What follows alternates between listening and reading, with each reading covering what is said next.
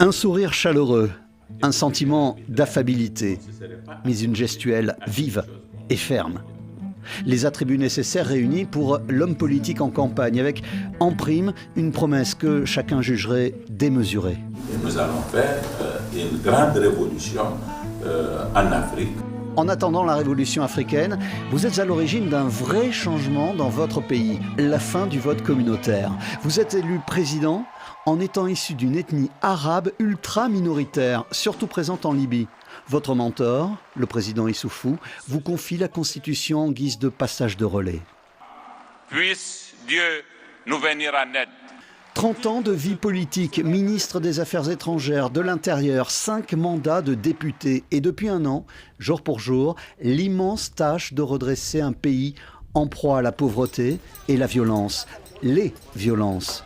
Celle de l'Ouest, l'État islamique au Grand Sahara, du Sud-Est avec Boko Haram et le banditisme, sans oublier le Nord-Est proche de la Libye, ses trafics d'armes et ses organisations criminelles. Concernant la Libye, vous étiez l'un des rares à ne pas vous réjouir à la vue de ces images de la chute de Kadhafi et craindre ouvertement le chaos que cette disparition était susceptible d'entraîner. Difficile, dites-vous, de lutter seul contre ce chaos. Et malgré les oppositions à l'intérieur comme à l'extérieur du Niger, vous assumez l'aide de Paris. De tous les pays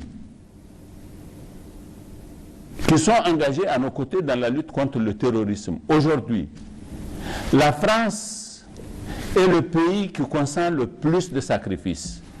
La France et Barkhane, qui quitteront le Mali, devraient, selon les mots d'Emmanuel Macron, venir muscler Niamey.